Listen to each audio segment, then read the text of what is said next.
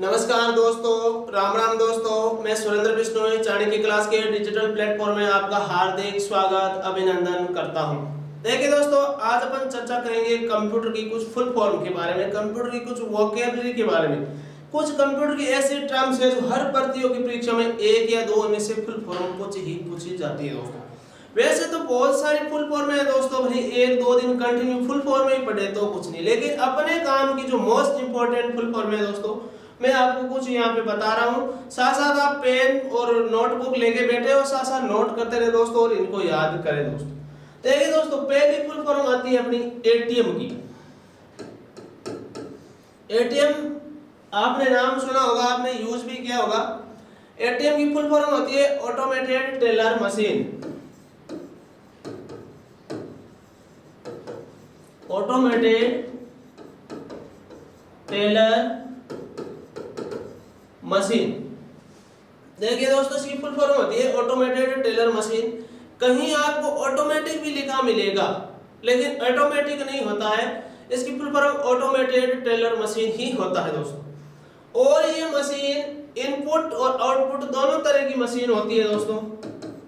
Input और output दोनों होती है। इनपुट के मतलब उसके अंदर कार्ड भी स्वैप कर रहे हैं, आउटपुट रूप में वहां से पैसे भी अपन प्राप्त कर रहे हैं। तो इनपुट आउटपुट दोनों प्रयोग हो गई।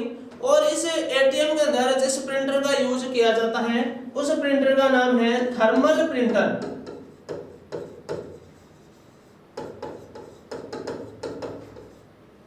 जो एटीएम से जो रिसिप्ट निकलती है उसमें विद्युतीय प्रभाव से, मतलब विद्युत के प्रभाव से उसमें वो अक्षर को छापे जाते हैं। तो उसमें कुछ समय बाद में जो अपनी स्लिप पे जो अक्षर होता है, जो डाटा होता है, वो ऑटोमेटिक साफ हो जाता है, क्योंकि वो विद्युतीय प्रभाव को डालकर उसमें अक्षर को छापे जाता है। इसमें यूज किया जाता है थर्मल प्रिंटर। अगली जो दोस्तों फुल फॉर्म है अपनी एपीआई। एपीआई की फुल फॉर्म होती है application programming interface.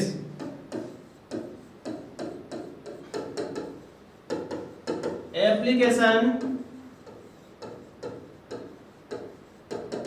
Programming interface. Note करते रहे दोस्तों, साथ साथ इंपॉर्टेंट फुल फॉर्म है एग्जाम की दृष्टि से।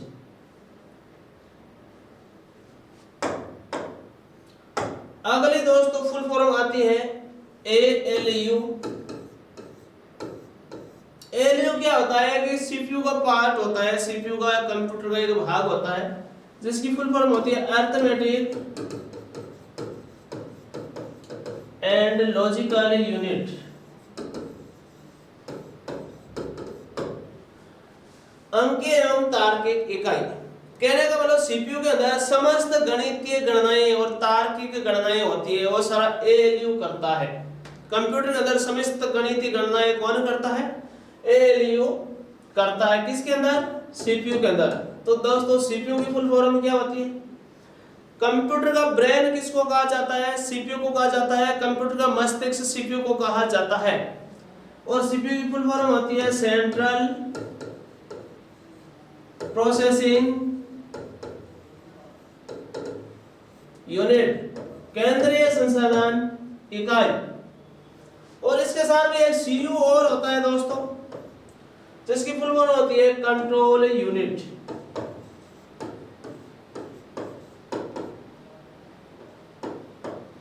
देखिए दोस्तों, सीपीयू का ही ये भाग होता है एएलयू और सीयू। और एएलयू समस्त गणितीय गणना करने का काम करता है, ये सारा कंट्रोल करने का काम करता है। और सीपीयू होता है वो कंप्यूटर का मस्तिष्क होता है, ये सारा संचालन सीपीयू ही करता है कंप्यूटर का। अगली फुल फॉर्म आती है दोस्तों अपनी BIOS. Basic input output system, BIOS. Full form आती है बीपीएस, बिट्स पर सेकेंड। बिट्स पर सेकेंड। उसके बाद दोस्तों अपनी फुल फॉर्म आती है सीडी। सीडी एक सेकेंडरी स्टोरेज होती है इसकी कैपेसिटी फिक्स होती है 700-750 एमबी के आसपास होती है। इसकी फुल फॉर्म होती है कॉम्पैक्ट डिस्क।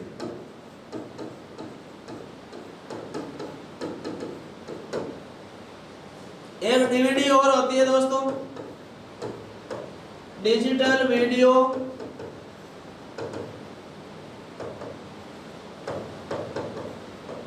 या वर्सेटाइल भी बोला जाता है।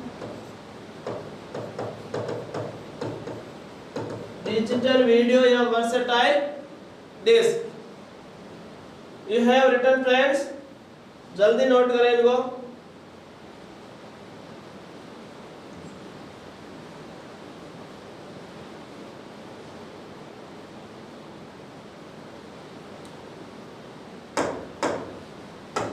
अगली फुल फॉर्म आती है आपकी डॉस, जिसका फुल फॉर्म है डिस्क ऑपरेटिंग सिस्टम। और दोस्तों एक फुल फॉर्म आती है GIF।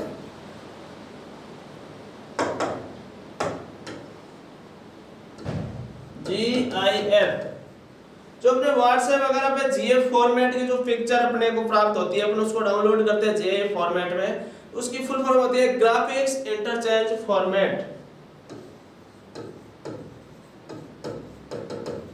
ग्राफिक्स इंटरचेंज फॉर्मेट, जिसको बोला जाता है GIF। अगली होती है GUI। GUI मैंने पहले भी बताया, GUI बेस पे कौन काम करता है, माउस जो GUI बेस पे काम करता है, जिसकी फुल फॉर्म होती है graphics user interface. Graphics user interface. और जो कीबोर्ड होता है वो किस बेस पे काम करता है, CUI पे करता है, character user interface. Character user interface. ठीक है दोस्तों, लेके जल्दी नोट करें आप।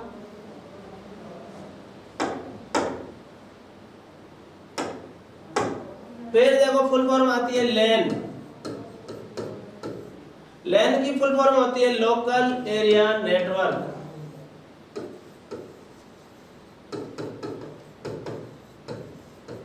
ये नेटवर्किंग के पोर्शन के अंदर आता है दोस्तों। अपने दिल्ली पुलिस सिलेबस के अंदर नेटवर्किंग का इतना कोई लंबा चौड़ा चैप्टर नहीं है। तो LAN लोकल एरिया नेटवर्क का मतलब है ये LAN एक सीमित भौगोलिक सीमा क्षेत्र के अंदर स्थापित किया जाता है। जैसे 1 किलोमीटर की रेंज के अंदर ये एक पर्टिकुलर स्कूल या कॉलेज के कैंपस के अंदर या बैंकिंग सेक्टर के अंदर इनको स्थापित किया जाता है। फिर अगली फुल फॉर्म आती है WAN, इसकी फुल फॉर्म होती है वाइड एरिया नेटवर्क। इसकी जो भौगोलिक सीमा क्षेत्र होती है एक शहर से दूसरे शहर तक, कहने मतलब 100 किलोमीटर रेंज की तक इसको स्थापित किया जाता है। और आपका आता है मैन, जिसको असीमित भौगोलिक सीमा क्षेत्र एक देश से दूसरे देश तक या एक महाद्वीप से दूसरे महाद्वीप को जोड़ने के लिए मेट्रोपॉलिटन एरिया नेटवर्क। और दोस्तों एक इसके अंदर आता है पेन, पर्सनल एरिया नेटवर्क।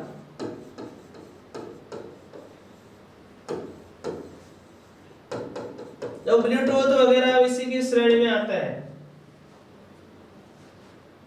ठीक है दोस्तों, इसको नोट करें आप।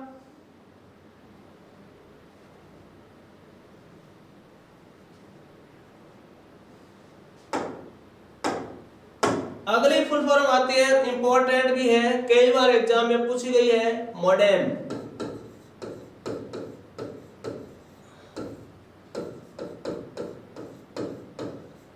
देखिए दोस्तों, मॉडेम की फुल फॉर्म होती है मॉड्यूलेटर और डीमॉड्यूलेटर। ये होती है इसकी फुल फॉर्म। और ये होता क्या समझा, एक मिनट देखो। मॉडेम एक हार्डवेयर डिवाइस होती है जिसकी सहायता से कंप्यूटर को इंटरनेट से जोड़ा जाता है। किसकी सहायता से? मॉडेम की सहायता से। यदि आपके पास ब्रॉडबैंड कनेक्शन है, मॉडेम है, तो आप कंप्यूटर को इंटरनेट से जोड़ सकते हैं। और मॉडेम भी दो प्रकार के होते हैं, एक तो इंटरनल मॉडेम, एक एक्सटर्नल मॉडेम। इंटरनल मॉडेम जो आंतरिक मॉडेम होते हैं, जो अपने आज के जो एंड्रॉइड व स्मार्टफोन होते हैं उसके अंदर जो पाए जाते हैं वो इंटरनल मॉडेम आते हैं। अपन जैसे मोबाइल फोन से इंटरनेट एक्सेस करते हैं तो उसके अंदर भी मॉडेम होता है, बिना मॉडेम के ऊपर इंटरनेट एक्सेस नहीं कर सकते हैं। और जो बाहर के मॉडेम होते हैं, जो बाहर से फोन लाइन से कनेक्ट करके और अपने कंप्यूटर को कनेक्ट करने के बाद में इंटरनेट को चलाना होता है। तो ये होता है मॉडेम। मॉडेम हार्डवेयर डिवाइस है और इसका प्रमुख कार्य क्या होता है, ये analogue signal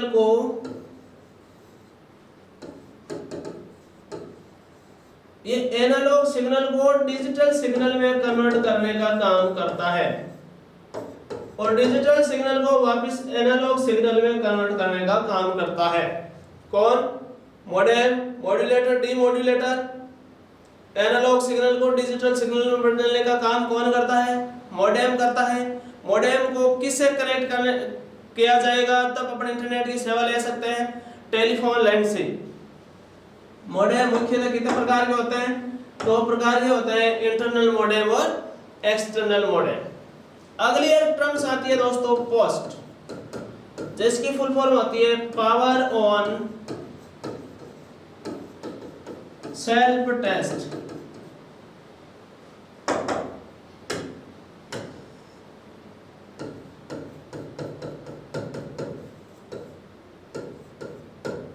power on self test. जब आप कंप्यूटर को ऑन करते हैं, जब कंप्यूटर बूटिंग प्रोसेस करता है, कहने का मतलब कंप्यूटर को चालू करने की प्रक्रिया बूटिंग कहलाती है।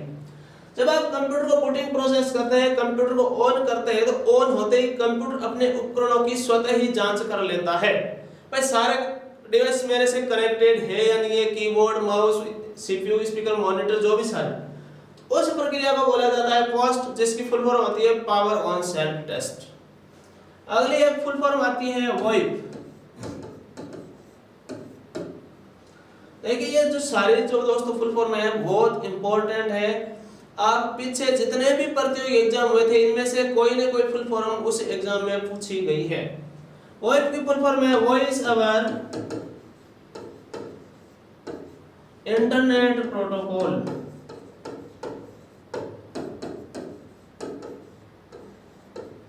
वॉइप, ये वॉइप क्या होता है? एक टेलीफोनिक वार्तालाप होती है। इंटरनेट के जरिए से आप टेलीफोन की तरह इसको यूज कर सकते हैं, टेलीफोन की तरह से बात कर सकते हैं, तो उसको बोला जाता है टेलीफोनिक वार्तालाप। के लिए आप किसका प्रयोग करेंगे? वॉइप का प्रयोग करेंगे। और वॉइप की फुल फॉर्म क्या है? Voice over internet protocol. अब अगली दोस्तों एक फुल फॉर्म आती है सीआरटी। सीआरटी क्या होता है? इसकी फुल फॉर्म पहले पढ़े, cathode ray tube.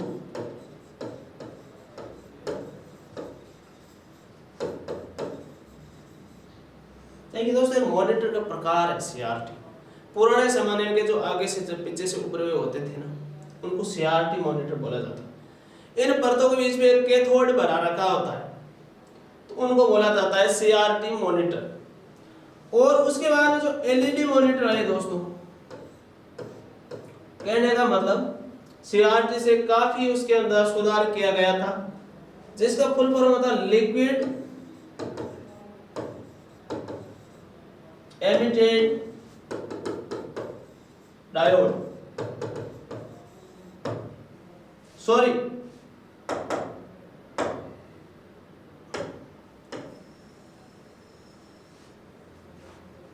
Liquid crystal display. LED का होता है लिक्विड क्रिस्टल डिस्प्ले। कहने का मतलब उसके अंदर दो परतों के बीच में एक लिक्विड क्रिस्टल भरा हुआ होता था, उसके बाद उसकी आकृति को उमेरा जाता था। यह भी एक मॉनिटर का टाइप है। और जो वर्तमान टेक्नोलॉजी जो मॉनिटर की चल रही है, एलईडी चल रही है। ये एलसीडी, सीआरटी, एलसीडी और एलईडी, एलईडी होता है लाइट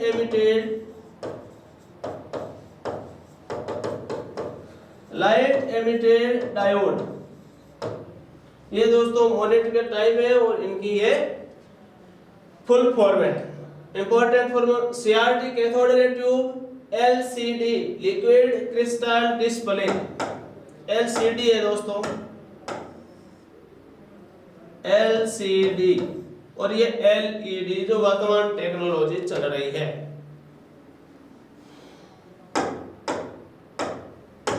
आगे आप एक इंपॉर्टेंट देंगे सीवीवी। सीवीवी क्या होता है? इसकी फुल फॉर्म होती है कार्ड वेरिफिकेशन वैल्यू। अपने जो एटीएम कार्ड के पीछे 3 डिजिट की एक संख्या होती है। जो डेबिट कार्ड होता है उनके पीछे 3 डिजिट की जो एक संख्या होती है उनको सीवीवी नंबर बोला जाता है, जिसका फुल फॉर्म होता है कार्ड वेरिफिकेशन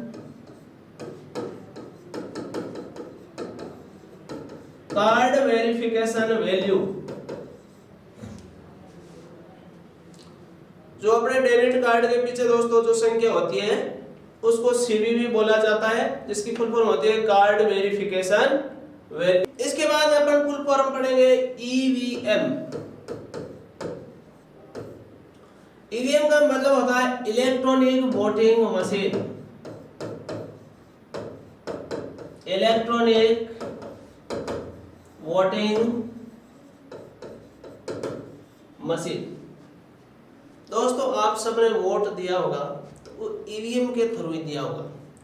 और अभी हाल ही में जो आपने पिछला जो विधानसभा या लोकसभा का चुनाव दिया होगा उसमें ईवीएम मशीन के साथ एक मशीन और प्रिंटर की भांति साथ में लगी हुई होगी। ईवीएम मशीन से वोट देने के बाद में आपको उसमें पता चल रहा होगा कि आपका वोट किस कैंडिडेट को गया। उसमें से एक पर्ची निकलती है, उस मशीन को क्या बोला जाता है दोस्तों? वीवीपैट। सोचा दशा है कि 2018 एग्जाम में वीवीपैट की फुल फॉर्म पूछी गई थी। Voter verifiable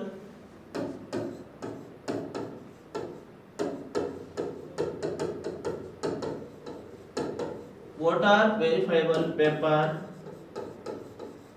audit trail. VVPAT कहने का मतलब ईवीएम मशीन के साथ प्रिंटर की भांति एक मशीन जो कनेक्ट होती है, वो आपका वोट देने के बाद में आपको पता चल जाता है आपका वोट किस कैंडिडेट को गया है, और उसमें से एक पर्ची भी निकलती है, उससे आपको कंफर्म हो जाता है। तो उसको बोला जाता है VVPAT, voter verifiable paper audit trail, न कि वेरीफाइएबल। देख लेना ऑप्शन में मिलते जुलते अक्षर आएंगे क्योंकि वो आपसे गलत करवाना चाहता है, कोई ज्यादा डिफरेंस नहीं देता। वेरीफाई, वेरीफाइबल, वेरिफिकेशन ये लगभग मिलते जुलते नाम है, तो इनको आप ध्यान से पढ़ें और इनको याद रखने की कोशिश करें और साथ साथ इनको नोट करें। अगली जो अपनी फुल फॉर्म आती है जीपीएस। जीपीएस क्या होता है दोस्तों? किसी की लोकेशन को ट्रेस करना या लोकेशन का पता करने के लिए जीपीएस का यूज किया जाता है, जिसकी फुल फॉर्म होती है global positioning system.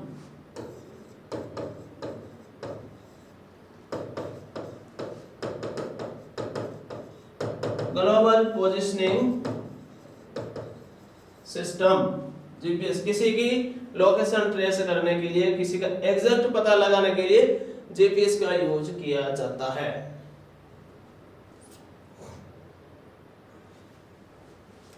Have you written friends? लेकिन आप जल्दी नोट करें इनको, बहुत इंपॉर्टेंट फुल फॉर्म है एग्जाम की दृष्टि से। अगले आप फुल फॉर्म पढ़ेंगे MICR। MICR डिवाइस से क्या काम आती है दोस्तों?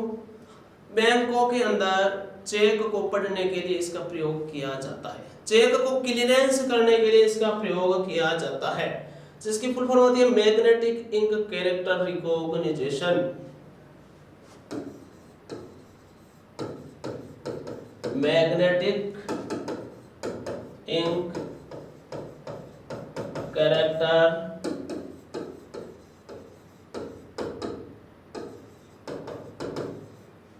रिकॉग्निजेशन।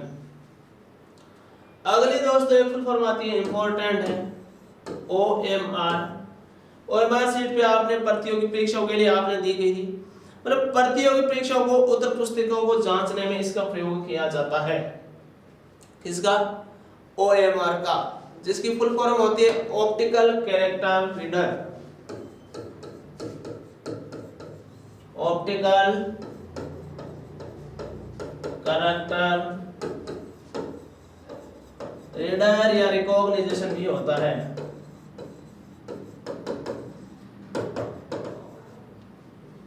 तो प्रतियोगी जो आज में हो रहे प्रतियोगी परीक्षाओं के परिणाम इसी विधि से ज्ञात किए जाते हैं। किससे? OMR से। मतलब OMR में जैसे ऐसे होती है, आप सब भली भांति परिचित होंगे। जैसे ये आपने गोला फिल किया, तो इसमें जो गहरा गोला प्रभाव होता है उस चीज को ये मशीन क्या करेगी? रीड करेगी और आपको परिणाम को बहुत जल्दी ही ज्ञात करने में सहायता करती है। अगली फुल फॉर्म आती है POS, इंपॉर्टेंट फुल फॉर्म है। इसकी फुल फॉर्म होती है पॉइंट ऑफ सेल। ये माइक्रो एटीएम होता है।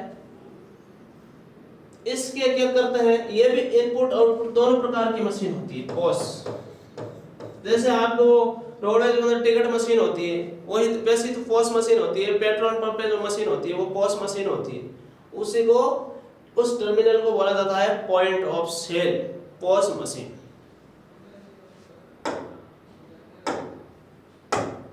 अगली आपकी फुल फॉर्म आती है PDF, पोर्टेबल डॉक्यूमेंट फॉर्मेट।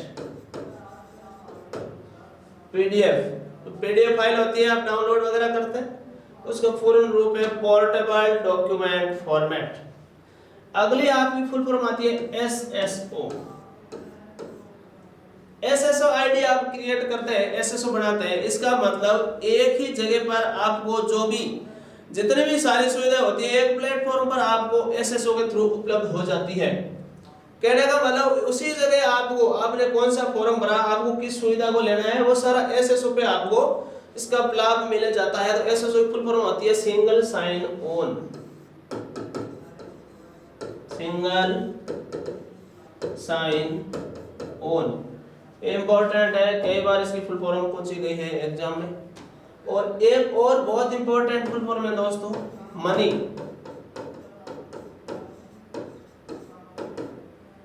देखिए मनी क्या होता है? मनी एक ऐप है जिसकी फुल फॉर्म है mobile aided note identifier. Mobile aided note identifier. देखिए दोस्तों, मनी क्या है? Mobile aided note identifier. ये RBI ने हाल ही में एक ऐप लॉन्च किया है दृष्टिबाधितों के लिए, जो आंखों से देख नहीं पा रहे उनको कोई भी नोट को पहचानने में ये ऐप मदद करेगा। ये वॉइस कमांड पे काम करेगा दोस्तों। तो मनी ऐप है, mobile aided note identifier, RBI ने जारी किया है। किसके लिए? दृष्टिबाधितों के लिए, जो देखने में सक्षम नहीं होते, उनको नोट को पहचानने में ये ऐप सहायता करेगा, जिसका नाम है money, mobile aided note identifier. Have you written friends?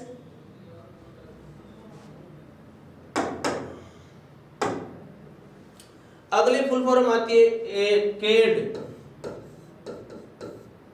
Computer aided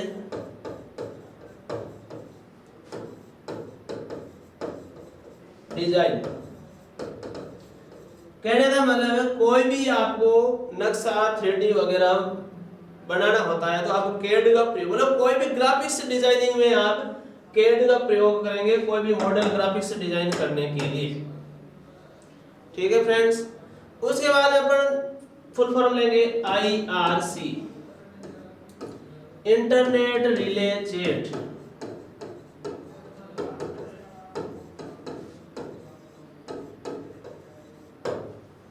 internet relay chat एक दोस्तों महत्वपूर्ण फुल फॉर्म और सीसीटीवी। ये हाल में जो आरपीसी राजस्थान लोक सेवा आयोग द्वारा व्याख्याता भूगोल का जो प्रश्न पत्र था उसमें सीसीटीवी की फुल फॉर्म पूछी गई थी। सीसीटीवी जो कैमरा होता है ना उसकी, इसकी फुल फॉर्म होती है क्लोज्ड सर्किट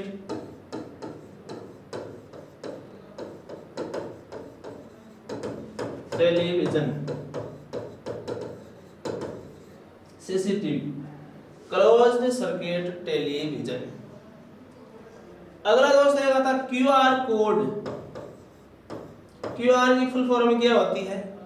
क्विक रेस्पॉन्स, बहुत जल्दी जवाब, quick response code.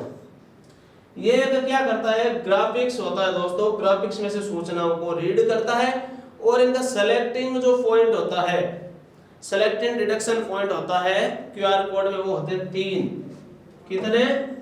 3 selecting point. महिला सुपरवाइजर में यह सवाल पूछा गया था, क्यूआर कोड में कितने डिडक्शन सेलेक्टिंग पॉइंट होते हैं? तो दोस्तों कितने होते हैं? 3। हैव रिटन फ्रेंड्स, लिखे जल्दी लिखे, पेन कॉपी लेके बैठे। बहुत महत्वपूर्ण फुल फॉर्म है, हर एग्जाम में 1 या 2 फुल फॉर्म पूछी जाती है।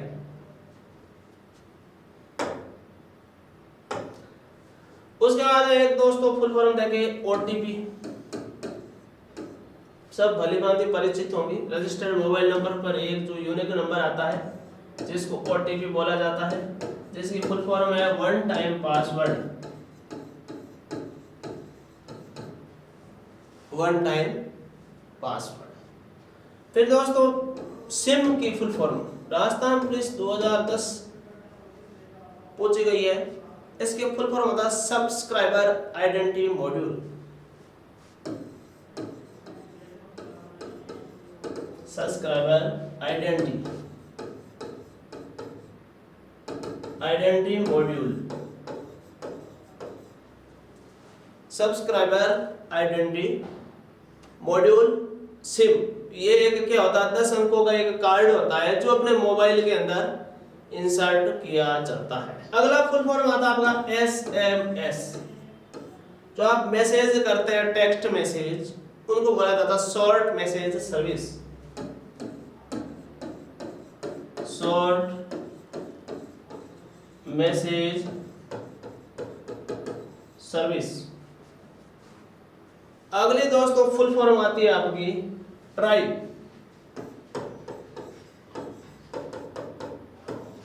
ट्राई दोस्तों एक संस्था होती है, ये क्या करता है? गाइडलाइंस जारी करता है टेलीकॉम एजेंसियों के लिए। ये एक ट्राई होती है जिसकी फुल फॉर्म क्या होती है? टेलीकॉम रेगुलेटरी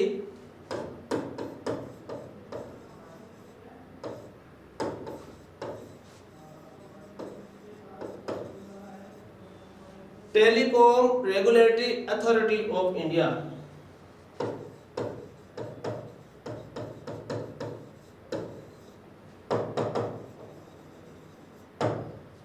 ट्राई कहने का मतलब एक मोबाइल ऑपरेटर या मोबाइल कंपनियों के लिए गाइडलाइंस जारी करती है जो होती है try, telecom regulatory authority of India. अगली जो फुल फॉर्म आती है दोस्तों जिसका नाम है यूपीएस। यूपीएस एक बैटरी की भांति डिवाइस होता है जो अपने सिस्टम से कनेक्टेड रहता है। लाइट चली भी जाती है तो 10-15 मिनट के लिए अपना कंप्यूटर सुचारू रूप से काम करेगा, उसको अपने सिस्टम में ढंग से अपना काम करके बंद कर सकते हैं। तो इसकी यूपीएस की फुल फॉर्म होती है uninterrupted power supply.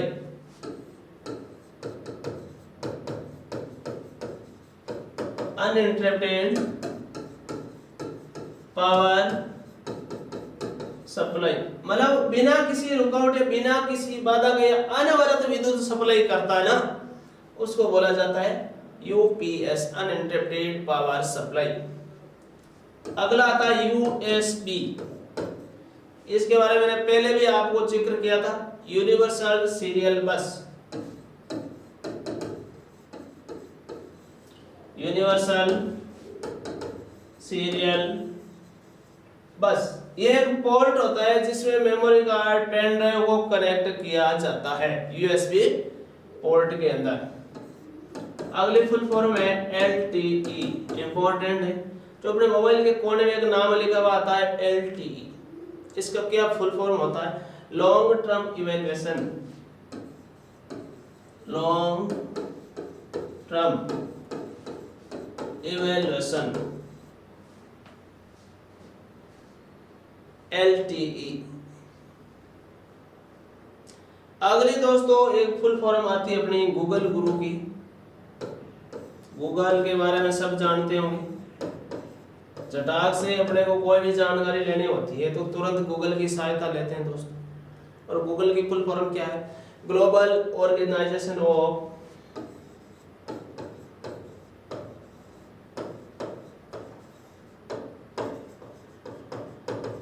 Global organisation of oriented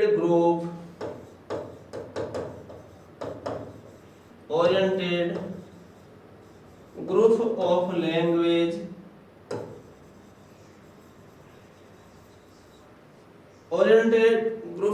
language of earth. Google global organisation of oriented group of language of earth, ये होता है फुल फॉर्म गूगल गुरु का। और गूगल के संस्थापक कौन है? सर्गेय ब्रिन और Larry Page. Have you written friends? जल्दी लिखें।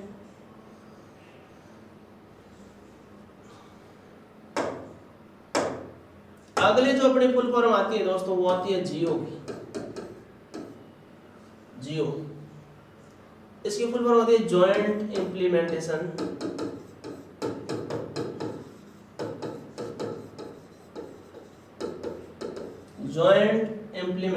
अपॉर्चुनिटी।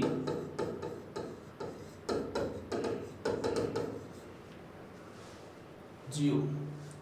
फिर दोस्तों एक फुल फॉर्म आती है वायरस। वायरस से क्या होता है दोस्तों?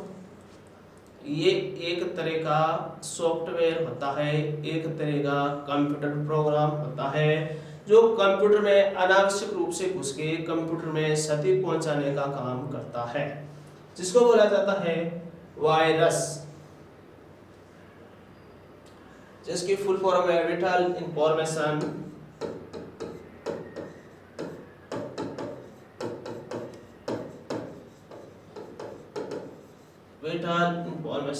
Resource under seize.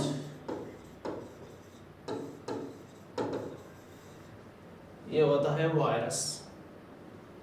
वायरस क्या है? कंप्यूटर सॉफ्टवेयर है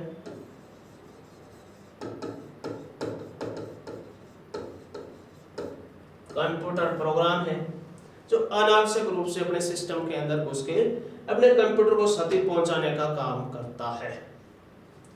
दोस्तों कई बार पूछा जाता है वायरस है, जीवाणु, विषाणु या एक प्रोग्राम या इनमें से कुछ नहीं। तो यदि आपके पढ़ा हुआ होगा, ये कंप्यूटर के संदर्भ में पूछेगा तो कंप्यूटर एक प्रोग्राम होगा, कंप्यूटर एक सॉफ्टवेयर होगा, नहीं कि जीवाणु विषाणु होगा। यदि आप साइंस के संदर्भ में पढ़ रहे हो तो फिर आप उसके हिसाब से आपको देना पड़ेगा। लेकिन कंप्यूटर के संदर्भ में वायरस क्या है? एक कंप्यूटर सॉफ्टवेयर है या एक कंप्यूटर का प्रोग्राम कहा जाता है। ठीक है दोस्तों। अब आपको मैं कुछ टर्म्स और बताता हूं दोस्तों, जैसे अबेकस।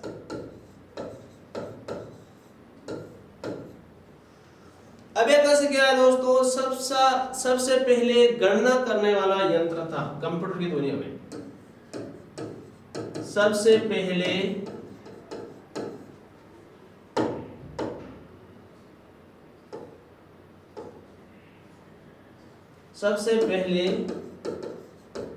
गणना करने वाला यंत्र था। इसमें दोस्तों क्या कर रहे थे? एक लकड़ी की छड़ होती थी, उसके अंदर छल्ले को पिरोया जाता था, जैसे एक ऐसी लकड़ी की छड़। तो जैसे वो छल्ले डाल दिए जाते थे, 1 2 3 4, जिसको जितना गिनना होता था वो डाल दिए जाते थे और वापस उनको घटाना होता था। उस छल्ले में से उन छल्लों को वापस माइनस कर लिए जाते। कहने का मतलब अबेकस का आविष्कार चीन से हुआ था, चीन बेबीलोन से हुआ था, और ये गणना करने वाला सबसे पहला यंत्र था, और इसमें जोड़ना और घटाना दो ही चीज संभव थी। तो आपको पूछ ले गणना करने वाला सबसे पहला यंत्र कौन सा था? अबेकस था। अबेकस में जोड़ना और घटाना दो चीज संभव थी, और अबेकस का आविष्कार कहां से हुआ था? चीन से हुआ था। देखिए दोस्तों, ये थी आपकी महत्वपूर्ण आपकी टर्मिनोलॉजी कंप्यूटर से संबंधित। अब अपन थोड़ा सा मेमोरी के बारे में समझेंगे। मेमोरी क्या होती है, कैसे काम करती है, इनके बारे में एक सवाल पूछ लिया जाता है। तो दोस्तों हेडिंग लगे मेमोरी।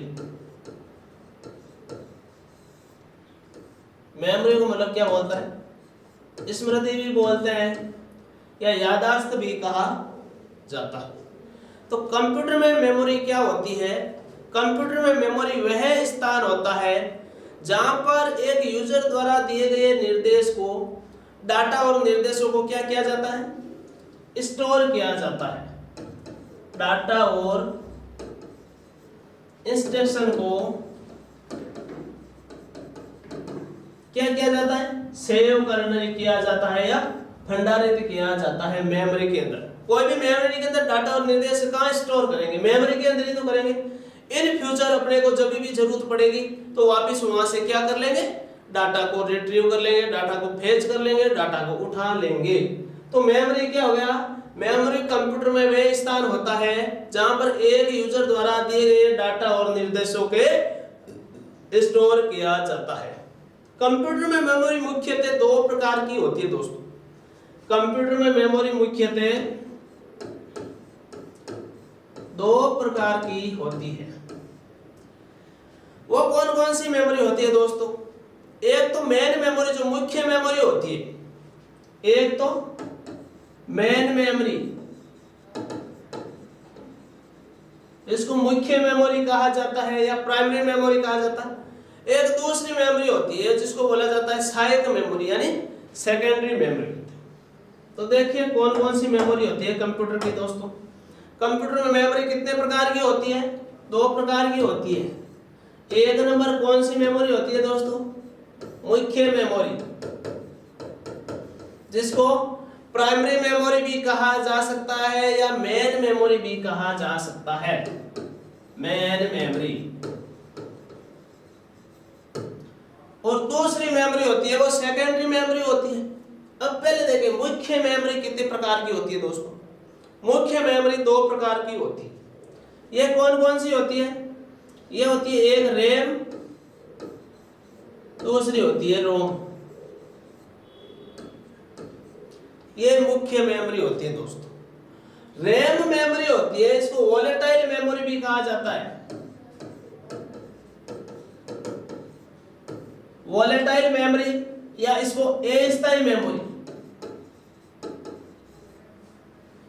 कहने का मतलब इसके अंदर जब अपन कोई भी काम कर रहे हैं, यदि लाइट चली गई तो डाटा भी चले जाएंगे। डाटा भी ये अस्थायी है, उसके अंदर डाटा स्टोर नहीं होंगे, इसलिए इसको क्या कहा जाता है? वोलेटाइल मेमोरी कहा जाता है। लाइब्रेरियन के एग्जाम में पूछा गया प्रश्न था, जो पिछला जो पेपर रद्द हुआ था उसके अंदर पूछा गया था वोलेटाइल मेमोरी कौन सी मेमोरी को कहा जाता है? तो रैम को कहा जाता है। और यह भी दो प्रकार की मेमोरी होती है दोस्तों। वो दो प्रकार कौन कौन सा? एक तो एस रैम और दूसरा डी रैम। समझ में आया दोस्तों? कंप्यूटर में मेमोरी मुख्यतः दो प्रकार की होती है। एक तो मुख्य मेमोरी मेन मेमोरी, दूसरी सेकेंडरी मेमोरी जिसको सहायक मेमोरी कहा जाता है, ऑक्सिलरी मेमोरी कहा जाता है।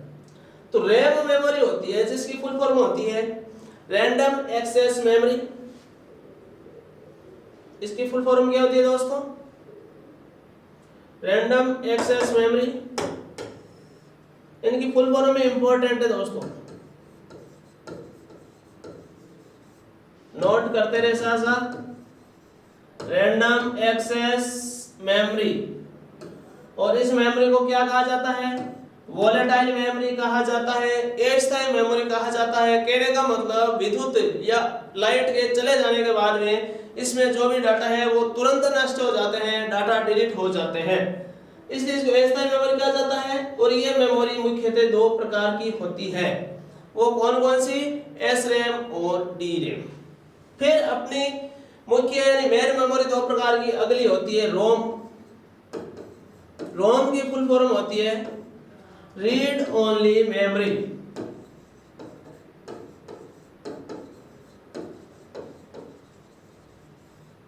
दोस्तों इनकी फुल फॉर्म इंपॉर्टेंट है। वॉलेटाइल, नॉन वॉलेटाइल किसको कहते हैं, ये कितने प्रकार की होती है, बहुत अच्छी चीज है, ध्यान से पढ़ो समझ में आ जाएगा।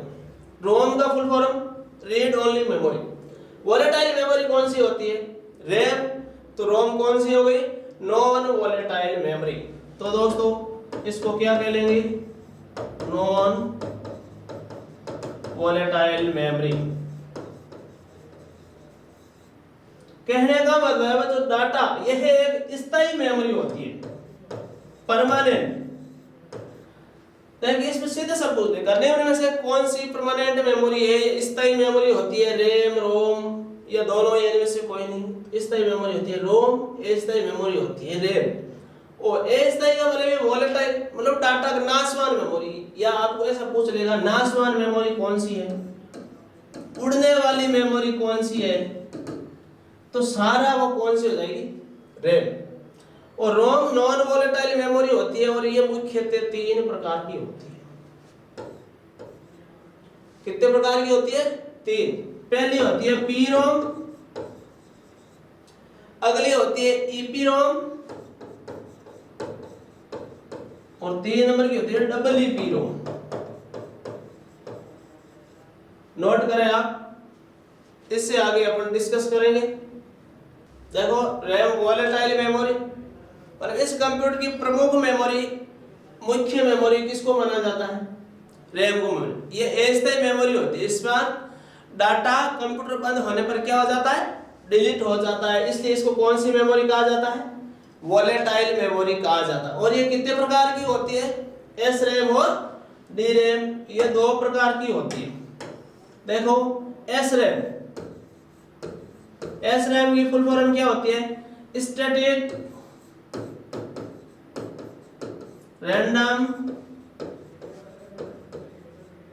Access memory.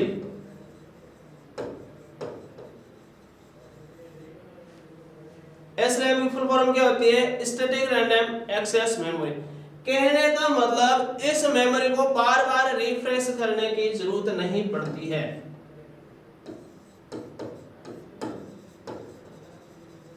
इस मेमोरी को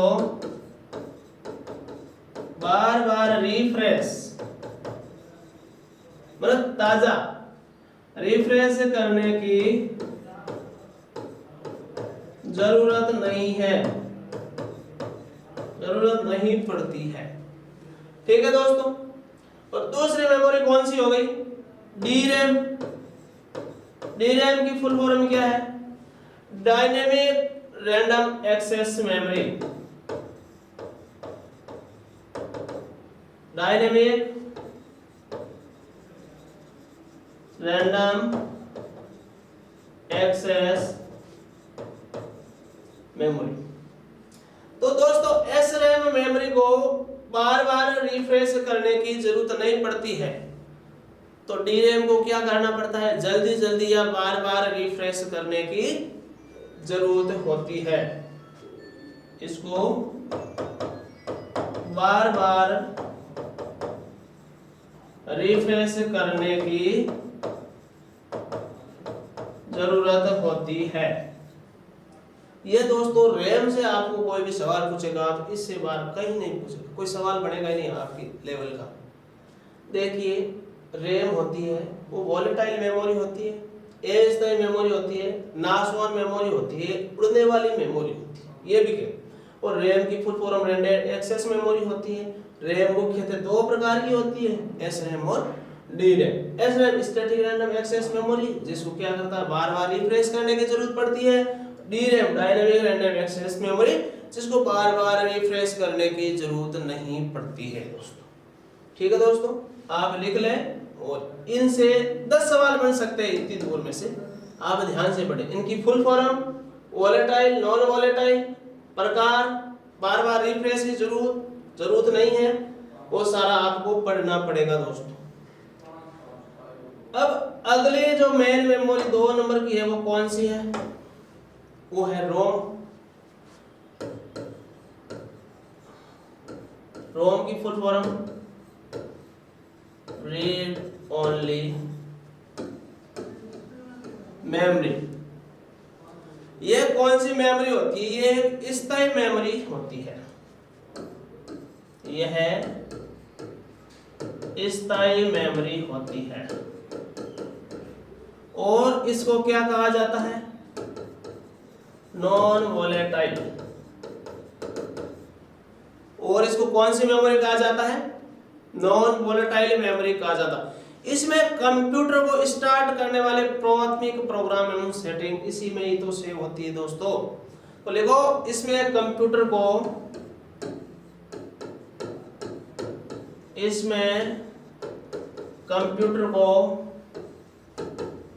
स्टार्ट करने वाली, इसमें कंप्यूटर को स्टार्ट करने वाले प्राथमिक प्रोग्राम एवं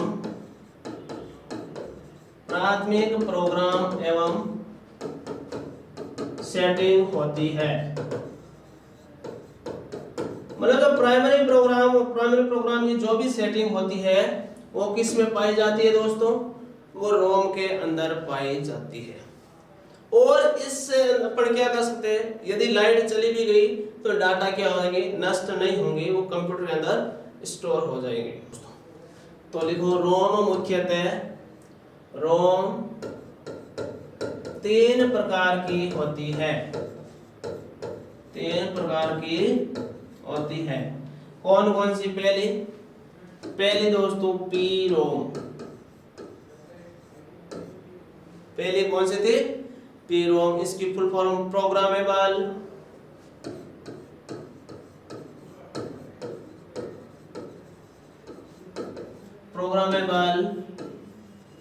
रीड ओनली मेमोरी।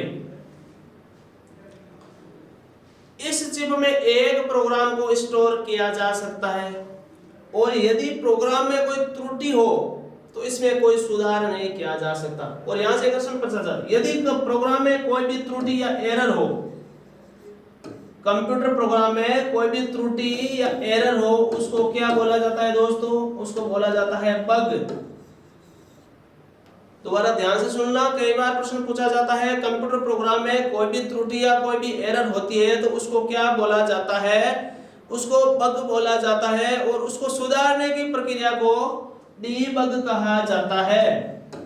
उस एरर या उस गलती या त्रुटि को, उसको सुधारने की प्रक्रिया को डीबग कहा जाता है। ठीक है दोस्तों, नोट करते रहे। तो इस पीरोम में क्या है? इसमें इस चिप में एक प्रोग्राम को स्टोर किया जा सकता है, एक प्रोग्राम को स्टोर किया जा सकता है और इसमें क्या कर सकते हैं? यदि प्रोग्राम में कोई त्रुटि होने पर इसमें कोई सुधार नहीं किया जा सकता। तो अगला पॉइंट लिखो, यदि प्रोग्राम में कोई त्रुटि होने पर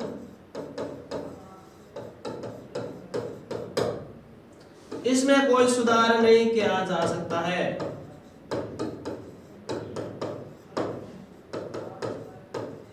इसमें कोई सुधार नहीं किया जा सकता है। ठीक है दोस्तों, इसमें अब कोई भी सुधार संभव नहीं है। किसमें? पी रोम में। अगली कौन सी प्रकार की रोम थी दोस्तों?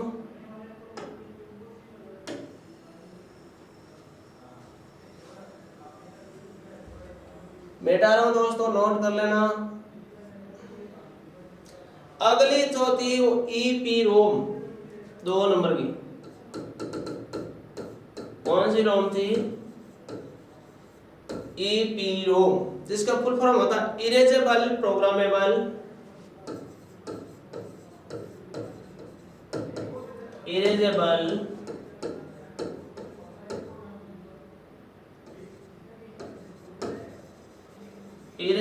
Programmable read only memory. देखिए दोस्तों, इरेजेबल प्रोग्रामेबल कहने का मतलब ईपीरोम ने पीरोम की समस्या को दूर किया था। इसके अंदर प्रोग्राम को क्या कर सकते हैं, नाम से पता चलता है, इरेज कर सकते हैं। कहने का मतलब इस चिप में पीरोम की समस्या को दूर किया है और इस चिप में स्टोर प्रोग्राम में क्या कर सकते हैं दोस्तों, सुधार किया जा सकता है। और सुधार करने के लिए इस चिप या इस मेमोरी को बोर्ड से निकालकर पराबैंगनी किरणें यानी अल्ट्रा वायलेट रेज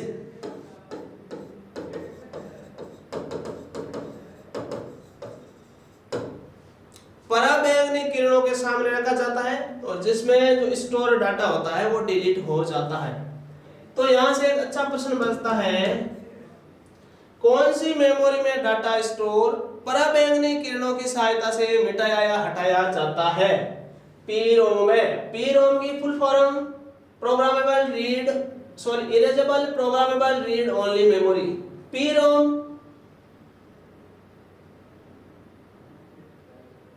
का full form erasable programmable read only memory. इसमें स्टोर डाटा को सुधार कर सकता है, किसके सामने रखकर, पराबैंगनी किरणों के सामने वो चिप को रखकर। बस मेन इसका यही सीन है दोस्तों।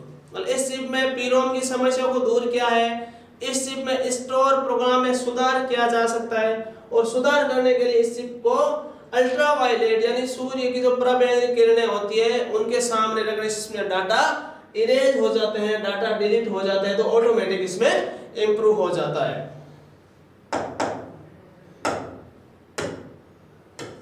अगली कौन सी रोम थी? पीरोम, ईपीरोम। फिर अगली थी डबल ईपीरोम।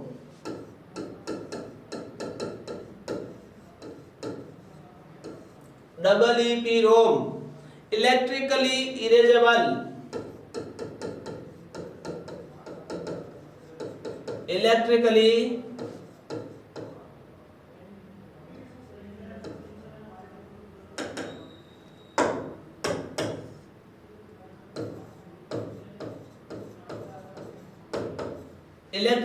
इरेजेबल प्रोग्रामेबल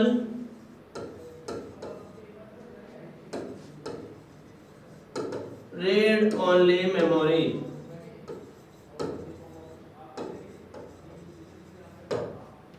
देखिए पीरोम में क्या था, उस चिप में एक ही प्रोग्राम स्टोर किया जा सकता था, उसमें त्रुटि होने पर प्रोग्राम में कोई भी सुधार संभव नहीं था।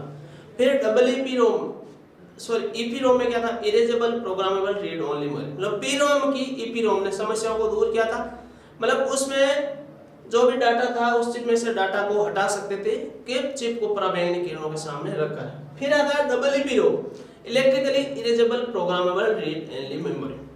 तो डबल ईपीरोम ने ईपीरोम की समस्याओं को दूर किया था। भाई उनको चिप को निकाल के और फिर पराबैंगनी किरणों के सामने रखा जाता था। इसमें चिप को निकालने की जरूरत नहीं पड़ती है, इलेक्ट्रिक से विद्युत की सहायता से इसके अंदर डाटा को इरेज किया जा सकता है। तो लिखो, इस चिप ने ईपीरोम की समस्याओं को दूर किया है। इस चिप ने ईपीरोम की समस्या को दूर किया है। और क्या है, इस चिप में स्टोर प्रोग्राम एवं डाटा को सुधार के लिए इस चिप में स्टोर प्रोग्राम एवं डाटा में सुधार के लिए किसका प्रयोग किया जाता है? विद्युत का प्रयोग।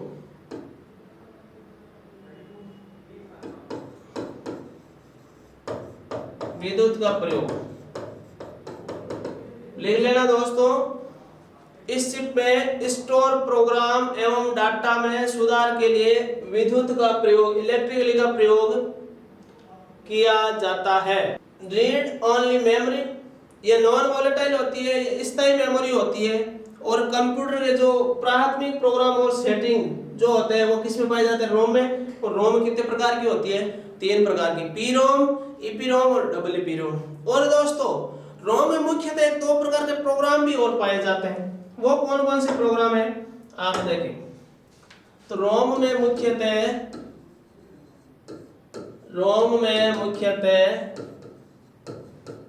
2 प्रकार के प्रोग्राम पाए जाते हैं। 2 प्रकार के प्रोग्राम पाए जाते हैं। वो कौन कौन से प्रोग्राम है? देखो दोस्तों, पहला तो बायोस, मैंने फुल फॉर्म लिखी थी आपको। बायोस से क्या होता है? Basic input output system. Basic input output system. ये बायोस किस में पाया जाता है दोस्तों? ये रोम में पाया जाता है। ये कंप्यूटर का एक महत्वपूर्ण प्रोग्राम होता है जिसका प्रयोग सिस्टम में, कंप्यूटर में क्या, बूटिंग से संबंधित कार्य किया जाता है। कौन? बायोस। मैंने पहले भी बताया बूटिंग से संबंधित कार्य करेगा। बूटिंग कंप्यूटर में, प्रोग्राम में प्रयोग, सिस्टम में जो बूटिंग से संबंधित कार्य कौन करता है? बायोस। बायोस का फुल फॉर्म क्या होता है? Basic input output system. अब बूटिंग क्या होता है ये देखें आप। कंप्यूटर को चालू करने की प्रक्रिया क्या कहलाती है? बूटिंग। कंप्यूटर को चालू करने की प्रक्रिया को क्या कहते हैं दोस्तों? बूटिंग कहते हैं। देखो बायोस क्या होता है? रोम में मुख्यतः 2 प्रकार के प्रोग्राम पाए जाते हैं। पहला प्रोग्राम होता है बायोस। बायोस की फुल फॉर्म होती है basic input output system. BIOS से क्या होता है? कंप्यूटर का एक महत्वपूर्ण प्रोग्राम होता है जिसका प्रयोग सिस्टम में, कंप्यूटर में बूटिंग से संबंधित कार्य किया जाता है। बूटिंग से संबंधित कार्य किया जाता है। बूटिंग क्या होता है? कंप्यूटर को चालू करने की प्रक्रिया होती है। अब देखो दोस्तों, बूटिंग कितने प्रकार की होती है? मुख्यतः बूटिंग 2 प्रकार की होती है। दोस्तों बहुत इंपॉर्टेंट चीजें हैं, इनसे कोई भी बार नहीं पूछा जाएगा, साथ साथ आप नोट करते हैं। देखिए बूटिंग कितने प्रकार की होती है? बूटिंग मुख्यतः 2 प्रकार की होती है। कंप्यूटर में बूटिंग मुख्यतः 2 प्रकार की होती है। अब वो बूटिंग कौन कौन सी होती है? कोल्ड बूटिंग या फिर उसको सॉफ्ट बूटिंग, कोल्ड को या फिर उसको सॉफ्ट को, कोल्ड या सॉफ्ट बूटिंग। ये बूटिंग क्या होती है? को एक पूर्णतया बंद कंप्यूटर चालू करने की प्रक्रिया है। कहने का मतलब आपका सिस्टम पूर्णतया बंद है और आप उस सिस्टम को चालू कर रहे हो तो वो प्रक्रिया आपकी कहलाएगी कोल्ड बूटिंग या सॉफ्ट बूटिंग। मतलब एक पूर्णतया बंद कंप्यूटर को,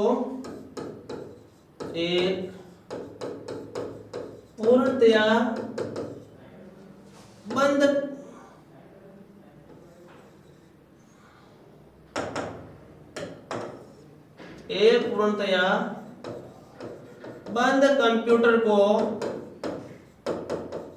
चालू करने की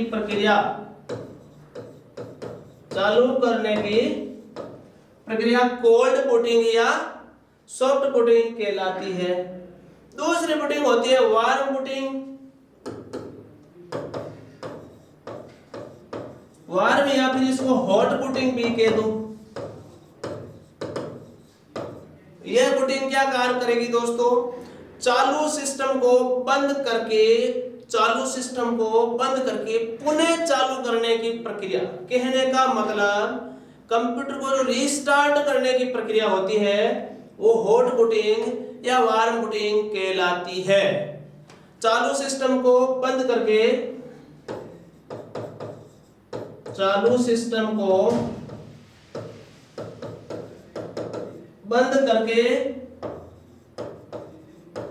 पुनः चालू करने की प्रक्रिया उन्हें चालू करने की प्रक्रिया मतलब रीस्टार्ट कहलाती है। देखिए दोस्तों, रोम में दो प्रकार के प्रोग्राम पाए जाते हैं। पहला program BIOS, basic input output system. BIOS क्या है? कंप्यूटर का महत्वपूर्ण प्रोग्राम होता है जिसका प्रयोग सिस्टम कंप्यूटर में बूटिंग से संबंधित कार्य करता है। बूटिंग क्या होती है? बूटिंग कंप्यूटर को चालू करने की प्रक्रिया को बूटिंग कहा जाता है। और बूटिंग मुख्यतः दो प्रकार की होती है, कोल्ड बूटिंग और सॉफ्ट बूटिंग। कोल्ड बूटिंग पूर्णतया बंद कंप्यूटर को चालू करने की प्रक्रिया को कोल्ड बूटिंग कहा जाता है।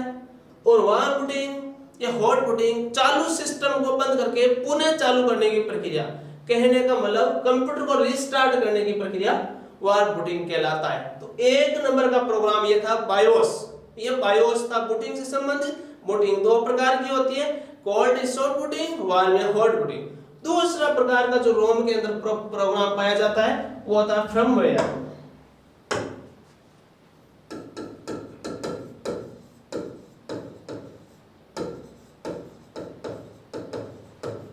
ये दूसरे प्रकार का जो प्रोग्राम पाया जाता है कंप्यूटर में जिसका नाम है फर्मवेयर। ये क्या है?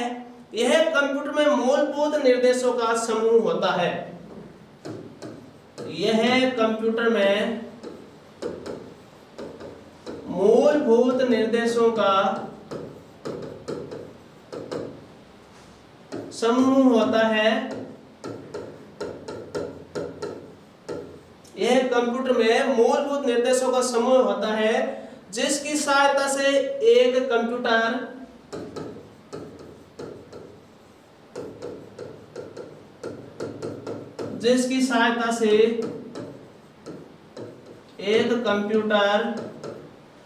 विभिन्न प्रकार के कार्यों को क्रियान्वित करता है। एक कंप्यूटर विभिन्न प्रकार के कार्यों को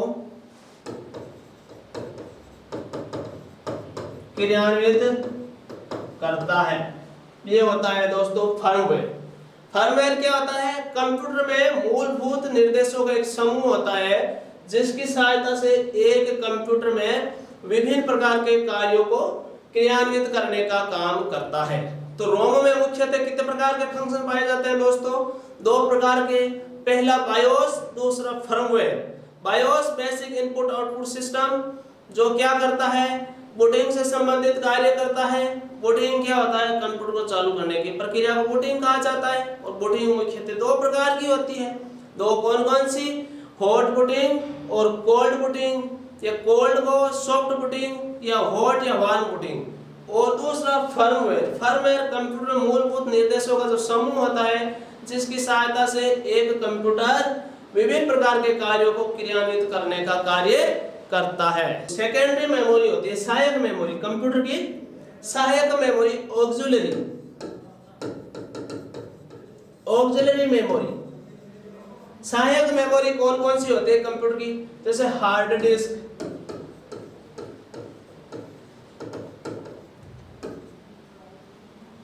disc, pen drive, floppy disk, magnetic disc,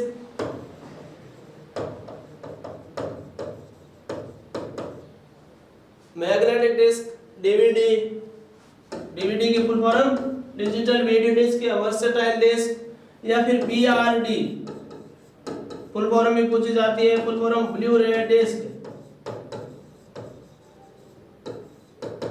BRD इसकी कैपेसिटी 25 जीबी से 50 जीबी तक होती है।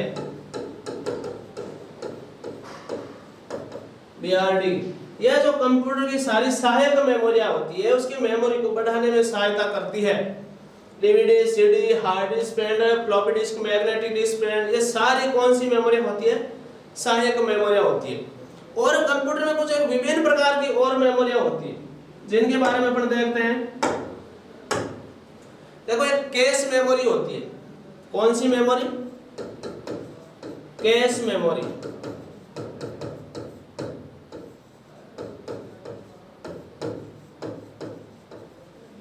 देखो कैश मेमोरी सबसे छोटी मेमोरी होती है, सबसे फास्ट मेमोरी होती है, सबसे महंगी मेमोरी होती है।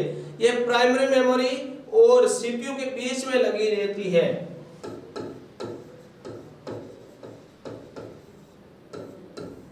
प्राइमरी मेमोरी इधर रहती है कैश, और फिर आपका यहाँ रहता है सीपीयू। तो ये प्राइमरी मेमोरी और सीपीयू के बीच में जो रहती है, तो कहने का मतलब कंप्यूटर की गति को बढ़ाने में सहायक मेमोरी होती है, इसलिए सबसे फास्ट मेमोरी होती है। तो कैश मेमोरी का प्रयोग प्रोसेसर तथा मुख्य मेमोरी के साथ किया जाता है। किसके साथ किया जाता है? प्रोसेसर तथा मुख्य मेमोरी के साथ किया जाता है। तो कैश मेमोरी एक कौन सी मेमोरी है?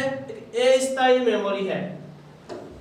कैश मेमोरी अस्थायी मेमोरी है। सबसे छोटी मेमोरी, सबसे फास्ट मेमोरी, सबसे महंगी मेमोरी, प्राइमरी मेमोरी और सीपीयू के बीच में ये मेमोरी पाई जाती है। सीपीयू की गति को या कंप्यूटर की गति को बढ़ाने में ये मेमोरी सहायक होती है। कौन सी मेमोरी? Cache memory. अगली एक मेमोरी होती है रजिस्टर मेमोरी।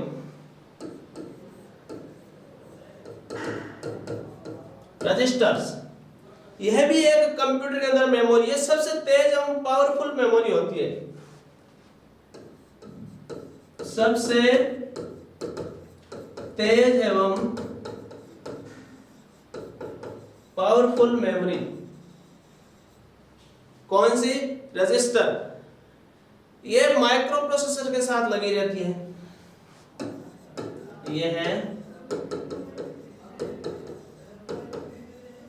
यह माइक्रो प्रोसेसर के साथ लगी रहती है। और रजिस्टर डाटा स्टोर व ट्रांसफर की सबसे छोटी इकाई होती है। तो लिखो रजिस्टर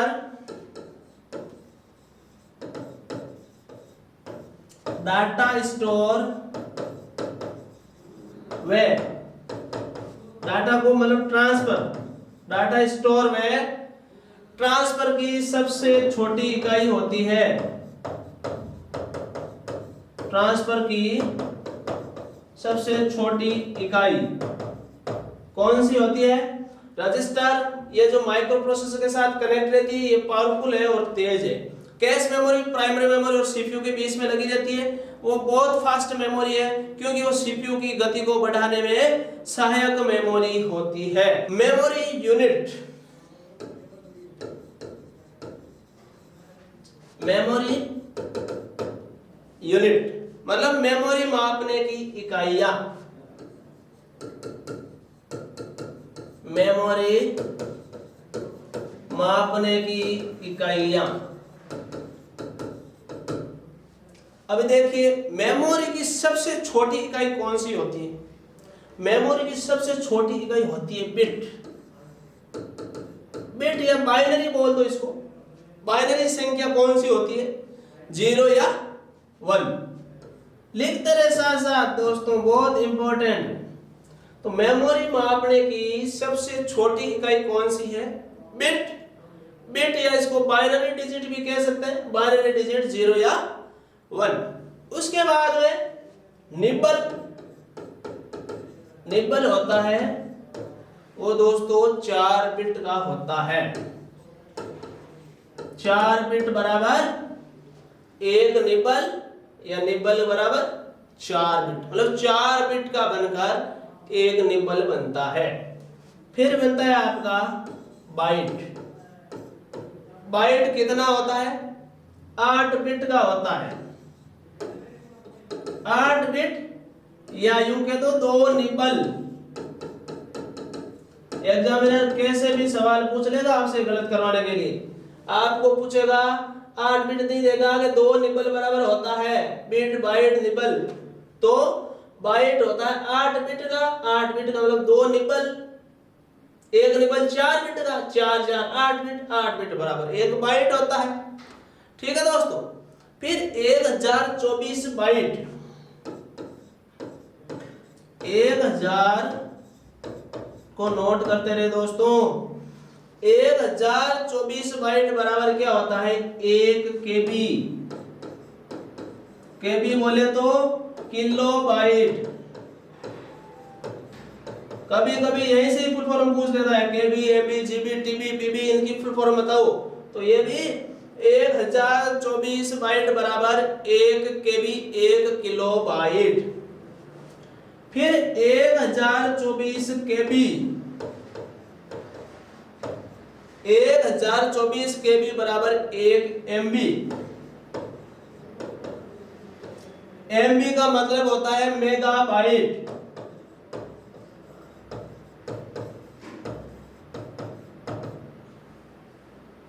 क्या होता है दोस्तों? मेगाबाइट। लिखे आप यहां तक।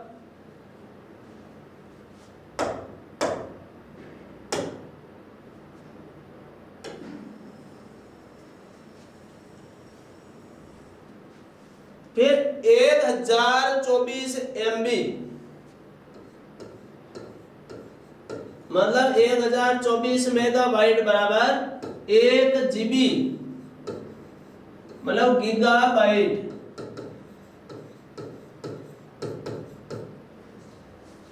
एक जीबी 1024 जीबी बराबर 1024 जीबी मतलब गीगाबाइट बराबर 1 टीबी। टीबी बोले तो टेराबाइट।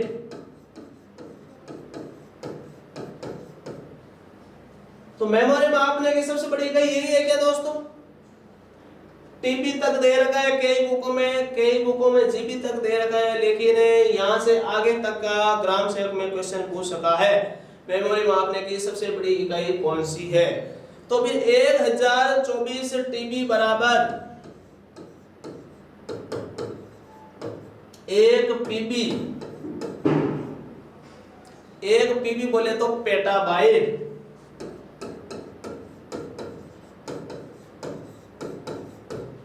ये दोस्तों फुल फॉर्म याद रखते रहे, साथ साथ लिखते रहे, इनमें से ही आपका एक सवाल बन जाएगा। फिर 1024 PB, PB means petabyte. 1024 PB petabyte का मतलब 1 ईबी एक्साबाइट।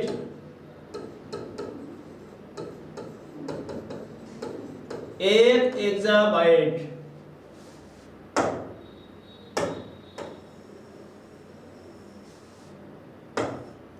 फिर 1024 ईबी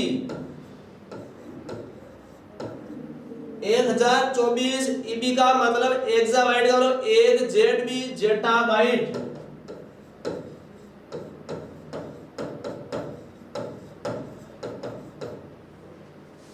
1024 जेडबी। जेडबी का मतलब जेटाबाइट मतलब 1 योटाबाइट।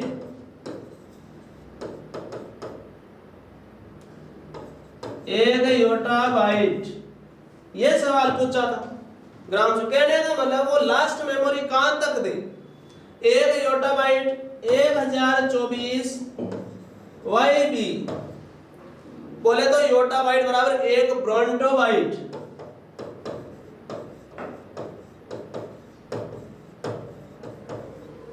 एक ब्रोंटोबाइट और 1024 ब्रोंटोबाइट बराबर 1024 बीबी बोले तो ब्रोंटोबाइट बराबर 1 जियोपबाइट। 1 जियोपबाइट। वैसे तो दोस्तों बहुत आगे लंबी तक है, लेकिन यहां से आगे बहुत कम संभावना बनेगी आपके एग्जाम में क्वेश्चन पूछने की।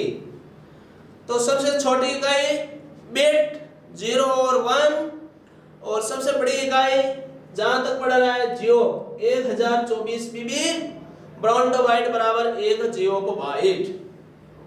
सबसे छोटी इकाई बिट 0 और 1 और 4 बिट का 1 निबल बनता है। 2 निबल का कितना बनता है दोस्तों? 8 बिट। 8 बिट बराबर 1 बाइट।